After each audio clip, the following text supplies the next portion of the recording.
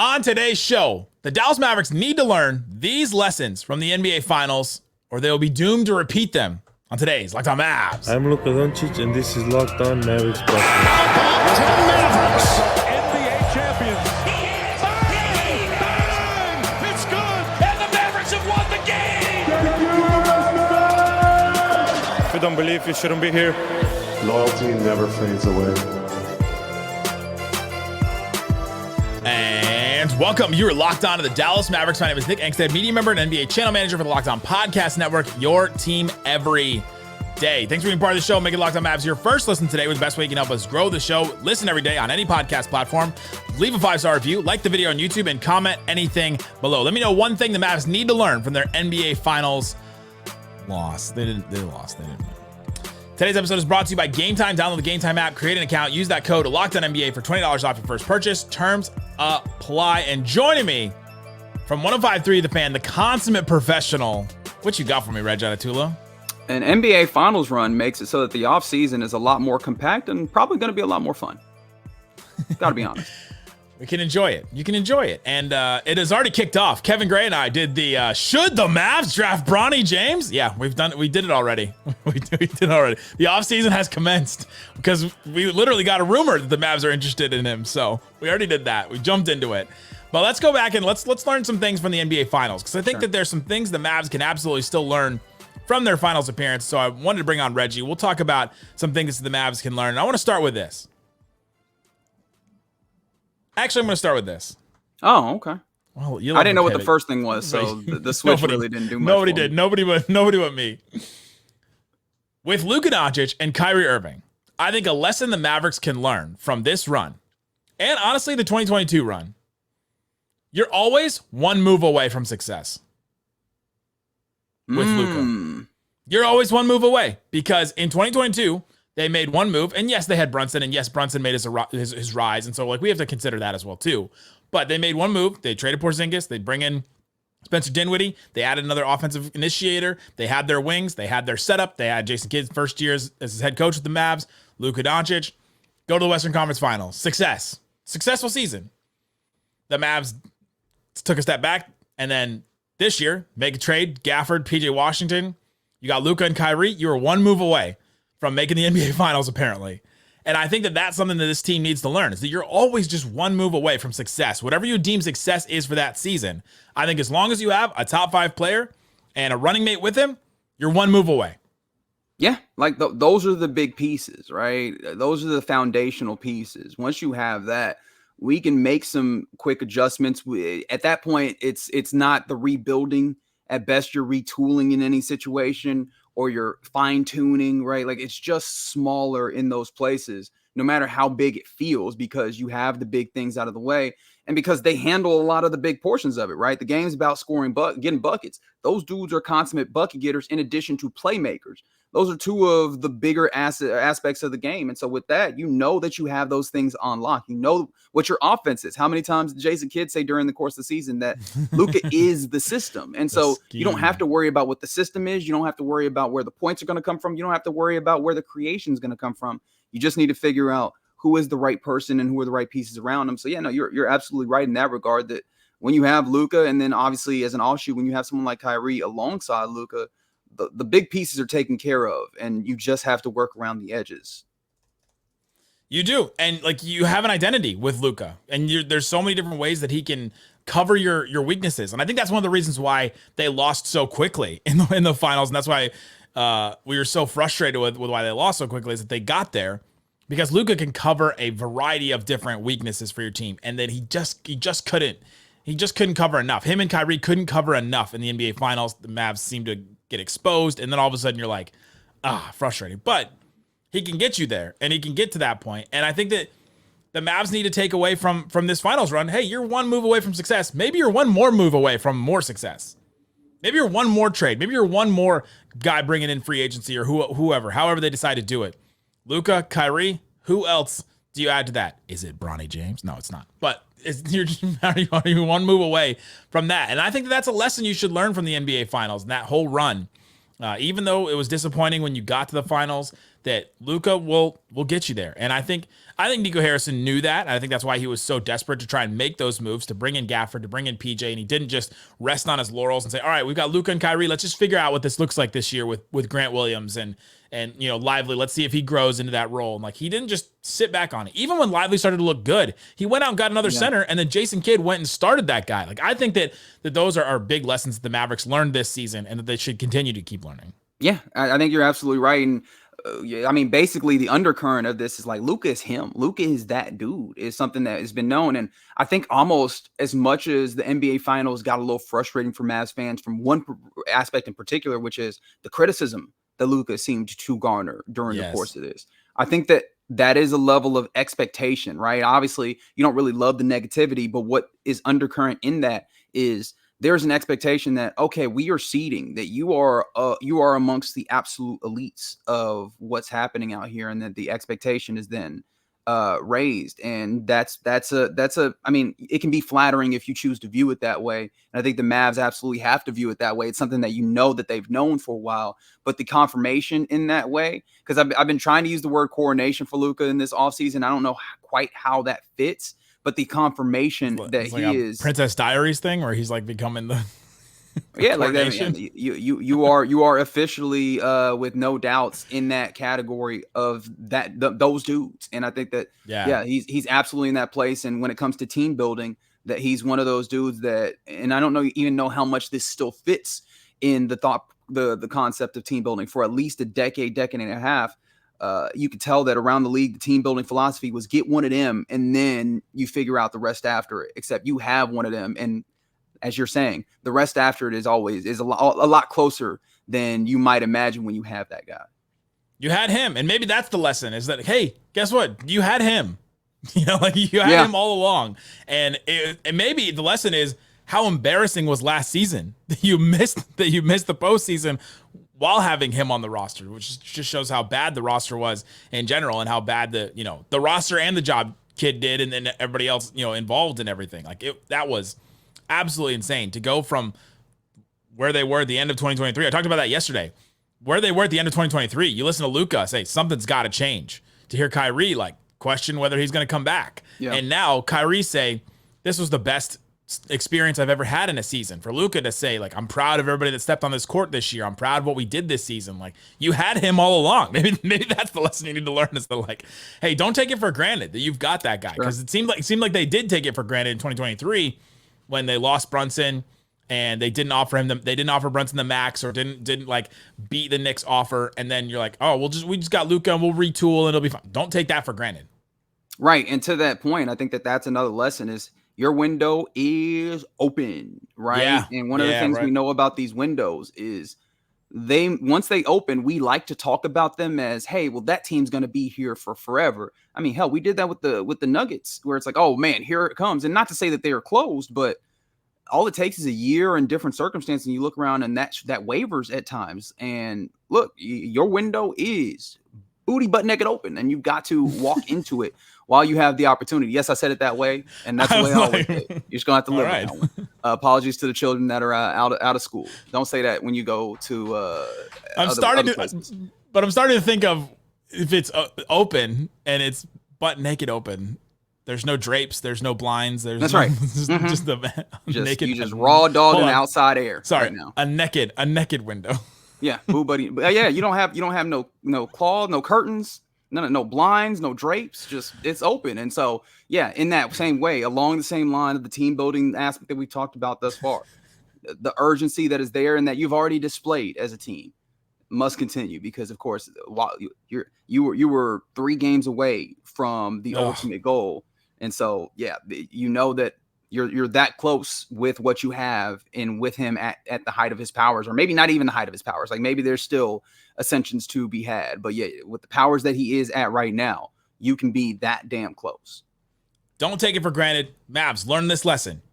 You're always one move away from success with Luka Doncic. May not mean a finals win. It may not mean an NBA championship, but it is success somehow. They've proven 2 out of the last 3 years. You're one move away from that.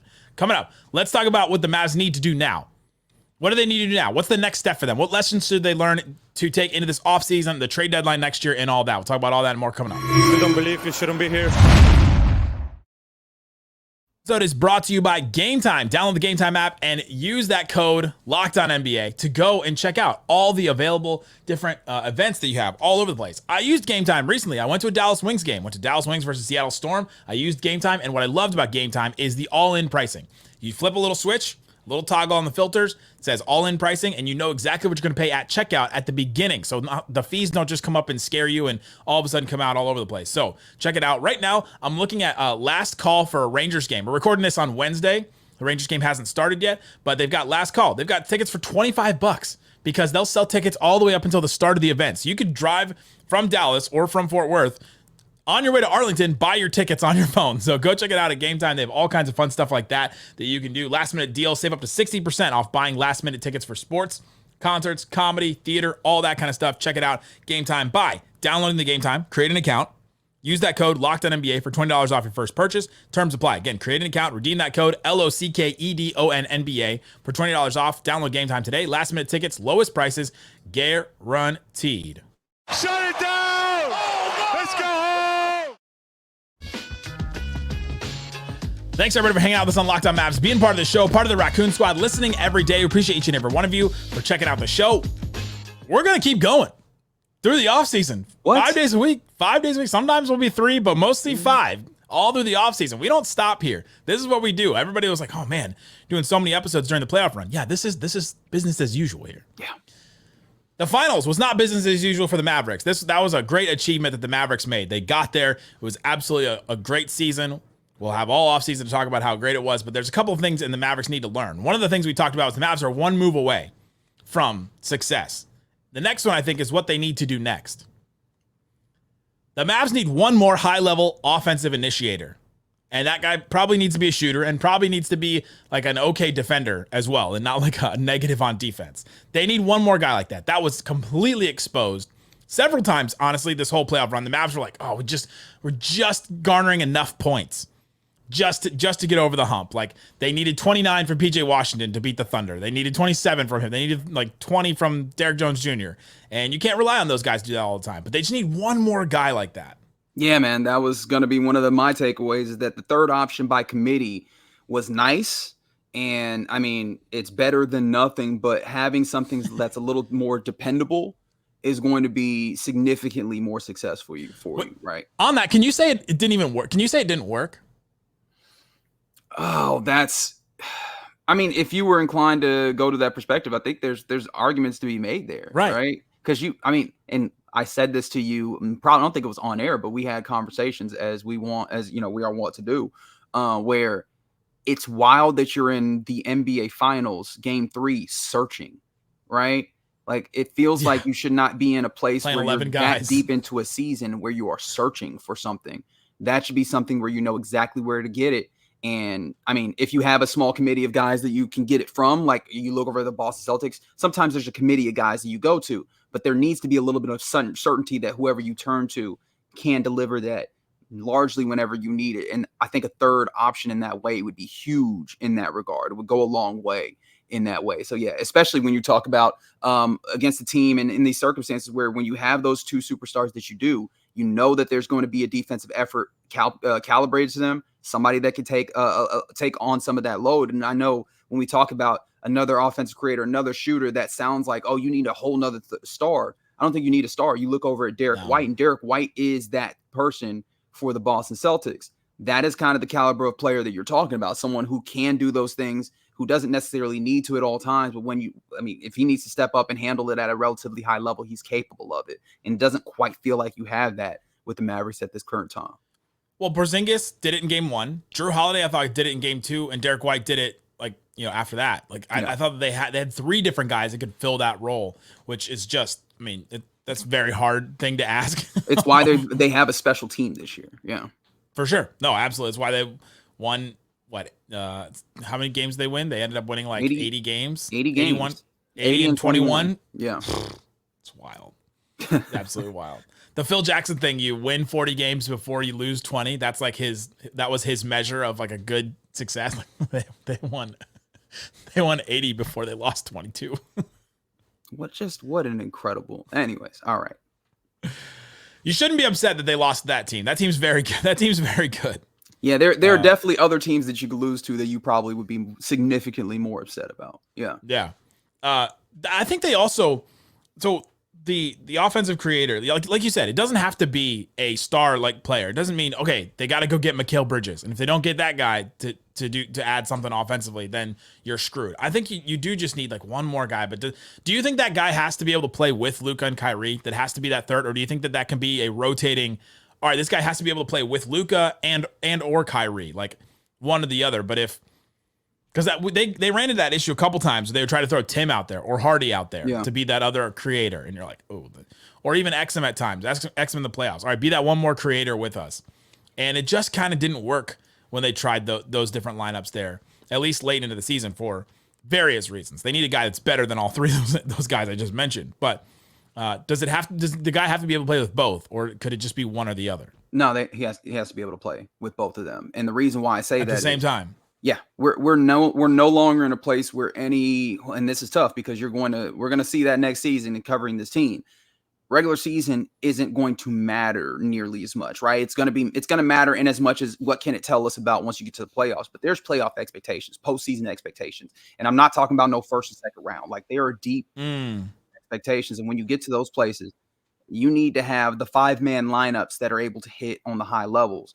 And whatever player we're talking about in this place, the reasonable expectation is that that's going to be a top 5 player on your roster, and your top 5-6 players need to be able to play together in the postseason. Like it's just going to have to be a case. I don't think you can have a dude that you're like, well, but our 2 guys are on the floor and I don't know if you can play with them, right? You are really limiting yourself because optionality matters when you get to these levels, right? It's a styles make fights type league at times. And that's what you ran into. You ran into a team that played your style. If you don't have that variability within, well, he could play with one of these 2 guys, or he could play with both of them. You're really hamstringing what you're capable of doing. And I think the tough part about that is because of the way that Luka Doncic is built, because of the way that Kyrie is built, that does make the job of finding that particular kind of player for this Mavericks team more difficult, because that guy absolutely needs to defend, because you already have weaknesses, for lack of a better term. Like, I don't want to sound like I'm throwing a pejorative at these guys,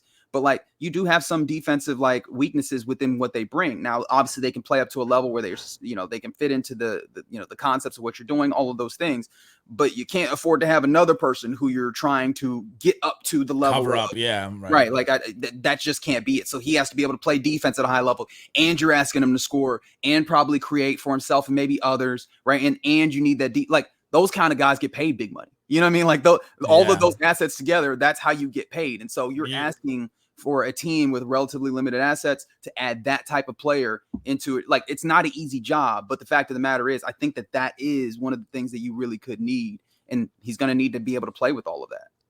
My case for the guy that could play with either and not with both is that I do think the regular season will matter. Look at what happened to the Denver Nuggets. They lose the one last game of the season, and they go down and play the Timberwolves early, and like they weren't the number 1 seed, and that could have been huge for them. The Mavs also fought like hell at the end of the season to try and just get in to the top 6 and to get out of the play-in. And I think that could matter. And I think that Luka's injuries mounted up this season because of the workload he had to do at the end of the season. I think he played 20 games in the regular season of like 40 minutes or so. Like I don't think they can do that again, to have that kind of workload. And so to at least just have somebody that can cover that can, eat innings or fill minutes and do that, whether playing with Luka or Kyrie, one or the other, and can play with both probably the regular season, but the playoffs, it's a whole different animal. And there's very few players I feel like that can fill what you just said and play in the playoffs. Like, I'm thinking it's like a Paul George, like that's honestly like the type of player that you're kind of comparing it to. And I think Luka's injuries mounted up so much, they just need somebody to be able to carry a load up until the end, like the end points. Up until so that Luka is fresher for that series or just the playoffs in general, because he was hurt going into the playoffs. He was on the injury report the entire time. So I think that's another reason why they need to learn this lesson. They need one more guy, and we'll talk a lot about this offseason about what that player looks like, who that player could be. I'll bring up names. We'll do how they could do that. We'll do all that, but that's the lesson. I think that another lesson they need to learn. They just need one more high level offensive initiator. And there's a bunch of reasons for it. But coming up, let's talk about some other lessons the Mavs need to learn from this finals run. Let's talk about that with Reggie coming up. If you don't believe, you shouldn't be here. Today's episode is brought to you by Prize Picks. Prize Picks is daily fantasy made easy. All you have to do is go to Prize Picks, pick more or less than 2 to 6 players, stat projections for a shot to win up to 100 times your cash. Yes, you could turn $10 into $1,000 in a single game watching your favorite sports this summer. You can do it with all kinds of different things. The NBA finals are over, which sucks, but there's still basketball. WNBA raging on. Caitlin Clark, Angel Reese, players like that, Brianna Stewart, Asia Wilson, you going up to 100 times your money by just watching them ball out. Right now, I'm doing this before the Wednesday slate. Caitlin Clark, 18 points, more or less, against the Washington Mystics. I'll go more on 18 points, Caitlin Clark. 27.5 points, Asia Wilson against the Storm. Oh, give me more. They don't have enough interior defense to stop her. Let's go Aaliyah Boston. Rebounds, 9.0 rebounds. I'll go less on the rebounds. I don't know why. I'm feeling that. So we'll go with that. We'll go one more. Skylar Diggins-Smith against the Aces, 16 points. Yeah, less on that one. And Asia Wilson, 11 rebounds. Give me less on that one. I did more on her points. So if I just put down those, I put down $20, I can win 220. If I add more, I can keep doing. I can combine it with MLB, NHL, all kinds of other different things as well. PrizePicks.com/LockedOnNBA. And if you use that code LockedOnNBA, you get a first deposit match up to $100. PrizePicks.com/LockedOnNBA. My first shot, my first make. All right, Reggie, we're talking about lessons the Mavs need to learn from the NBA Finals. We talked about how the Mavs need to always think that they're one move away from success with Luka and now with Kyrie as well. They need one more offensive initiator. What's another lesson the Mavs need to learn from the NBA Finals? And I'm going to isolate it down to Luka, is that, hey, man, there's not really a substitution for his particular leadership, right? I mean, you've found this Kyrie who has matured and like been vocal leader guy in a way that has been kind of, refreshing and those types of things. But we saw the difference between when Luka had that, that visible, tangible leadership in, I am going to do the things that I'm supposed to do. I'm going to raise my level. And it felt like that was game 4. No, right? Like, tell me if I'm wrong in that way. He showed the leadership of going out there and playing at a high level and buying in and, getting on mission. And you saw the way that raised the level of play all the way around. Yeah, from everyone. Right. There's no real substitution for that. Right. And I think that it's been a conversation that I've definitely had with some friends and others about the idea of, does your best player have to be your leader? And in some ways, like vocal leader, maybe not. But like when it comes to the leadership and style of play and energy and effort, there's not really substitution for that with Luka Doncic, particularly as it works with this team. So this offseason is going to be very insightful because he has some healing up to do and how he's going to go about that. And I found it kind of interesting, the hesitation that he had in trying to answer the question on whether he would play for Slovenia and those things. And I imagine that these are part of those conversations, are part of those thoughts for him on what does that mean for my team and for coming back and being prepared and ready to go in those ways. And I think that that's probably him stepping into some of that leadership mentality of, there's a difference if you want to reach those levels. And look, they got damn close to reaching exactly the level where you want to be at. I think it's incumbent upon him in a way that I don't know that you can substitute with Kyrie or Markieff Morris or Dereck Lively talking on defense. Like it just feels like there's so much that rides on him, obviously, when it comes to the actual doing, but when it comes to like the mentality and the leadership, there's not really a substitute, I don't think. It's an incredible point. I think the quote that keeps ringing in my head after game 4 was Luka talking about, now we know how much energy it takes. Yes. To win a game. Like, it's going to be energy. Basically that, like, I was paraphrasing what he said, but he's like, it's going to be energy. Like that. Now we know what it's going to take. And like, sometimes you get to the end of a game and you could tell Luka was like, I need a recovery beer. He's like, and Michael Finley took that away from him at the end of the Western Conference Finals. But they know what it takes, I think, to get there. Or at least they learned that lesson. And the Celtics had to learn that in 2022. The Cavs had to learn that. LeBron had to learn that in 2007. The Heat had to learn that in 2012 or 2011 when they lost the Mavericks. That's right. Mavs had to learn it in 2006. Like there's teams need to learn that at some point. And the Mavs and Luka absolutely has learned this lesson and need to take that. All right, this is what it's going to take to win games, especially against a great team like the Celtics, to win games against the best team in the NBA. It's a tough lesson to learn, but man, Yeah, It's a good one. Yeah, and it's kind of funny because this was a weird season in which all through the playoffs it felt like we were trying to validate those conversations of a team has to go and kind of fail and then go over, and we had kind of some of the comical reactions like Anthony Edwards, like how much you want us to lose, right? All those types of things. But you kind of see how that thing comes back around for the Mavericks here, where it's like you were a great team, but what distinguishes that greatness and the ability to get just over the hump is still a little bit more. And like you said, they've tasted that, they've gotten a feel for it. You got to imagine that then becomes a part of the DNA of this team and the way that they move going forward. I think one more like quick lesson I think that I learned and that the Mavs need to learn and not go away from. You cannot go away from the 2 dirty work wings.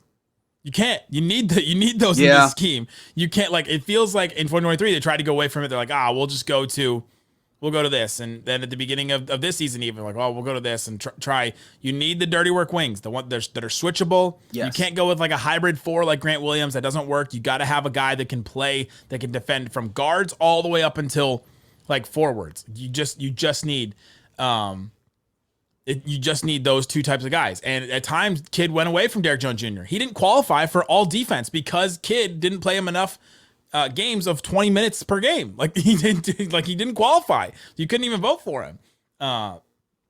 They cannot go away from that again. It worked in 2022, worked again in 2024. Like they cannot go away from that. Yeah, that's a real know your personnel type things because as we mentioned, right, Luka Doncic is the system and everything fits around him, and it feels like it's very evident as you've had to try and, I don't want to say hide, but kind of work your defense around his strengths and his weaknesses.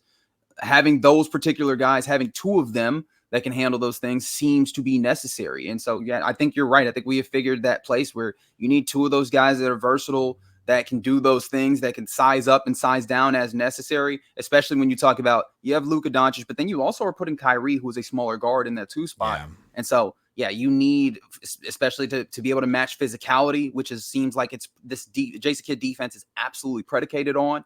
To be able to do that, to be able to have the athleticism necessary, it feels like that is the prototype of player. You need those wings with strength and size and athleticism in those places. That's an absolute for you now.